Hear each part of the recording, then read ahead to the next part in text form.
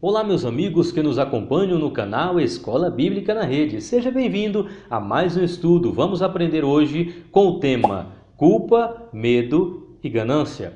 Olha, esse tema, este assunto, na verdade, deveria ser discutido e ensinado em todas as igrejas, porque existem muitas pessoas passando por esta situação. Mas antes de nós entrarmos no assunto, vamos ao texto. Romanos capítulo 8, versículo 1 diz assim: Portanto, agora nenhuma condenação há para os que estão em Cristo Jesus, que não andam segundo a carne, mas segundo o Espírito. Olha, lendo esse texto já deveria ser suficiente para que a culpa, o medo e até mesmo a ganância saísse do coração e da mente das pessoas. Mas nós temos visto que há muitas pessoas passando por essas dificuldades. Vamos dividir em 3 pontos então. O primeiro ponto é o caso da culpa. Veja que dentro das igrejas existem muitas pessoas que estão sendo consumidas e estão sofrendo por causa da culpa, porque cometeram um pecado e os seus pastores, os seus ensinadores não têm a consciência, o amor pelas almas em dizer que, como disse o próprio Jesus aqui através do apóstolo Paulo, eles têm a salvação, eles não têm mais a condenação, porque estão em Cristo Jesus e não andam mais segundo a carne, mas andam segundo o Espírito. Então, a culpa, ela foi eliminada desta maneira. Só que muitas pessoas que são mercenários, que são, eu vou dizer que são lobos devoradores, que estão dentro das igrejas, estão se aproveitando das pobres pessoas que estão com o sentimento de culpa e que não conseguem encontrar o perdão. Muitas vezes se afligem, jejuam, oram, buscam, mas não estão aprendendo da maneira correta de que Jesus os perdoou e os deu a salvação e agora já não tem mais nenhuma condenação desde que eles andem segundo o Espírito, não é? Então nós vemos aqui que isso é muito evidente nos nossos dias. Já nos tempos de Jesus nós temos um exemplo aí da mulher samaritana lá em João capítulo 8, do versículo 1 em diante. Nós vemos o caso da mulher adúltera, né, que foi pega em ato de adultério, e todos os pastores, os dirigentes, os irmãos, ou seja, a religião da época, pegou aquela mulher, levou até a presença de Jesus e disse: olha, foi pega em ato de adultério. Segundo a lei, ela tem que morrer, ela é culpada e deve morrer. Não levaram nem o homem, porque também, segundo a lei, o homem deveria ir e ser culpado. Mas na verdade ali era uma armadilha para pegar Jesus. Porém, Jesus, que sabia e sabe todas as coisas, conhecendo o coração deles, disse: olha, então tudo bem, já que vocês não têm pecado, o que não tem pecado, comece tirando pedras. E aí nós vemos que o Senhor perdoou e no final da história disse assim: olha, cadê aqueles teus acusadores? Ela disse: Senhor, ninguém ficou. Eu também não te acuso. Vai e não peques mais. A culpa foi eliminada. Por quê? Porque ela havia realmente pecado, mas ela tinha também se arrependido. Então, para você se libertar da culpa, você precisa apenas se arrepender. E se o inimigo ficar falando no teu ouvido: olha, você é culpado, você é errado, você fez isso, fez aquilo, lembre-se do que diz Romanos capítulo 8. Nenhuma condenação há para os que estão em Cristo Jesus. Se você está em Cristo Jesus, irmão, você está liberto. Olha, lembrei-me de outro exemplo do filho pródigo. O filho pródigo realmente errou, pediu a parte da sua fazenda aos seus pais, seu pai, né, foi para uma terra longínqua, distante, lá passou algumas dificuldades, perdeu tudo que tinha e voltou para casa arrependido. Chegando em casa, ele foi recebido pelo pai. O pai, olha, não o culpou de nada, deu um anel, deu um calçado, deu roupa, disse: olha, você é meu filho, está tudo bem, venha para casa. Porém, o seu irmão, que estava em casa, ficou o acusando, dizendo: não, ele é culpado, ele tem culpa, ele não merece o perdão, porque eu sim estou aqui e tal. Então quer dizer, muitas vezes você, mesmo sendo culpado em alguns momentos, você se arrepende, pede perdão a Deus, haverá pessoas, podem ser pastores, obreiros ou até mesmo seus irmãos dentro da igreja, que estarão sempre jogando o erro na tua frente, ou como diz na minha terra, jogando na tua cara. aquilo que você fez de errado, mas saiba que Jesus já te perdoou, e se Ele te perdoou, nenhuma condenação há para ti referente a isso. Por quê? Porque o perdão vem de Deus.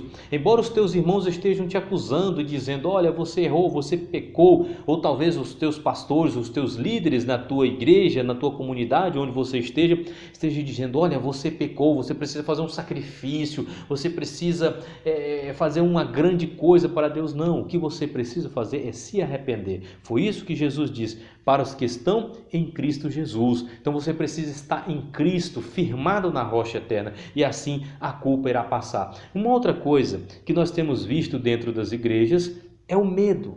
É a segunda coisa, o medo.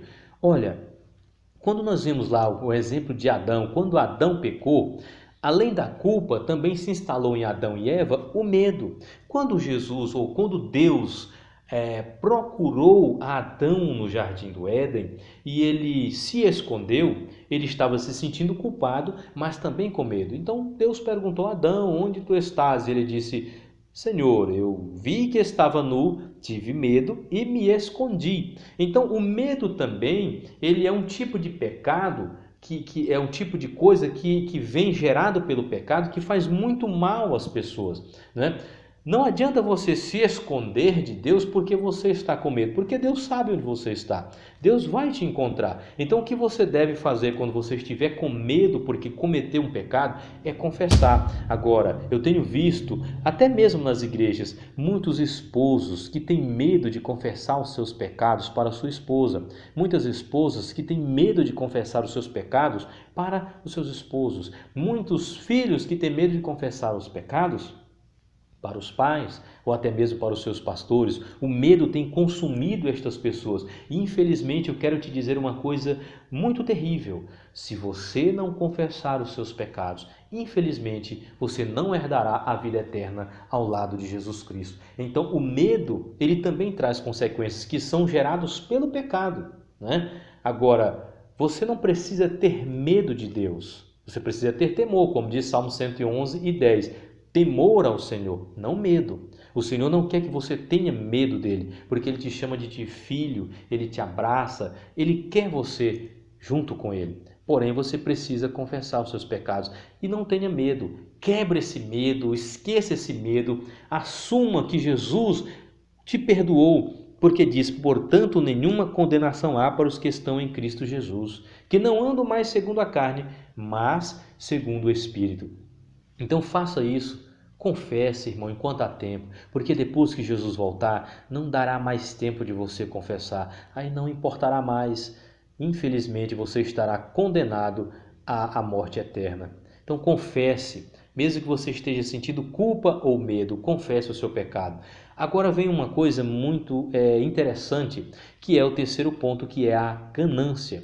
A ganância, ela é algo mais terrível do que os dois primeiros que nós falamos, porque ela é pecado.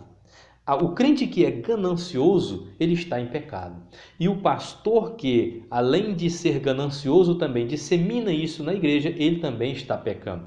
Existem pelo menos dois na igreja, dois tipos de pessoas assim, pessoas gananciosas. Os crentes gananciosos e os pastores ou líderes gananciosos. Veja, os crentes gananciosos são aqueles que tentam fazer um comércio dentro da casa de Deus. Ou seja, eles tentam fazer uma moeda de troca. Eles aprendem ou aqui ou ali, não sei onde aprenderam, quem que está ensinando esse tipo de coisa errada, mas que se você doar alguma coisa para a igreja, se você dar o seu salário, fazer isso, fazer aquilo, você vai receber 100 vezes tanto na casa de Deus. E isso não é verdade. Nós temos outros vídeos explicando de que não é desta maneira, que a promessa não é assim, 100 vezes tanto financeiramente. Mas tem muitas pessoas que estão iludidas com isso e eles tentam fazer um negócio. Olha, estou passando uma dificuldade, eu vou dar 100 reais de oferta para a igreja, porque aí 100 vezes tanto eu vou ganhar 1.000, 10.000, eu vou receber uma bolada aí. Então eu vou fazer isso. Aí a Bíblia diz que você não vai ser abençoado, porque conforme nós vemos em 2 Coríntios 9, 6 e 7, diz aquele que planta pouco, que semeia pouco, vai colher pouco. Aquele que semeia muito, que planta muito, vai colher muito. Mas é conforme está no seu coração e com alegria, não por tristeza ou por obrigação. Então você não vai fazer nem por ganância, nem por tristeza, nem por obrigação. Quer doar alguma coisa para a igreja? Quer ofertar? Quer dar o dízimo? Amém, você vai ser abençoado por isso. Mas faça por amor, não por ganância, não esperando algo em troca, porque Deus já nos deu tudo. Imagine que você respira, você está vivo, você tem saúde, você está bem, você tem uma família, você enxerga, você anda, você fala, você ouve. Tudo isso foi Deus que te deu. E ele não cobrou nada de você. Então por que você vai ofertar alguma coisa para a igreja e vai querer cobrar de Deus? Isso não existe. Eu quero receber 100 vezes tanto. Isso é mentira. E há também os pastores que se aproveitam disso, se aproveitam dessas palavras e tentam tirar financeiramente dinheiro dos seus fiéis. Tentam tirar algum proveito dos seus fiéis, ensinando de maneira errada, dando força à ganância que os fiéis têm e que também eles têm. Isso também é pecado, isso também está errado, porque não é dessa maneira que você vai ser abençoado. Olha, se você dá o dízimo na igreja, se você dá a oferta na igreja, você vai receber as bênçãos referentes a isso, porque Deus te prometeu. Mas não faça isso pensando nas bênçãos ou esperando receber alguma coisa, porque talvez Deus não te retribua em dinheiro, talvez Ele te retribua em saúde, em amigos, em paz, em poder você deitar no travesseiro e dormir. Existem muitas outras maneiras de Deus te abençoar. E muitas vezes nós esperamos somente para esta terra, somente financeiramente. E isso é muito errado. Então nós vemos aqui, tem mais um texto aqui, tem mais um versículo, no versículo 32, que diz assim: aquele que nem mesmo a seu próprio filho poupou, antes o entregou por todos nós, como não nos dará também com ele todas as coisas? Veja, eu quero finalizar com esse texto. Deus não negou nem mesmo o seu próprio filho, então ele te dará tudo o que você precisa. Não se preocupe, porque se ele foi capaz de dar o seu próprio filho para morrer no teu lugar, que mais ele poderia te negar? Então, irmão, fique na paz, não tenha ganância. Não tenha ganância para ter as coisas, porque Deus vai te abençoar no tempo certo, da maneira certa, conforme o propósito dele. Então você não precisa ser ganancioso. Se você tem isso no seu coração, ore a Deus para que tire isso de você, para que você possa ofertar com amor, ajudar com amor e não por ganância. Que Deus nos abençoe em nome do Senhor Jesus. Eu quero te pedir mais uma coisa. Se inscreva no nosso canal, curta os nossos vídeos, compartilhe e nas suas redes sociais e também clique em gostei para nos ajudar a continuar divulgando o Evangelho do Reino. Continue vendo mais vídeos do canal Escola Bíblica na Rede. Que Deus nos abençoe em nome de Jesus. Amém.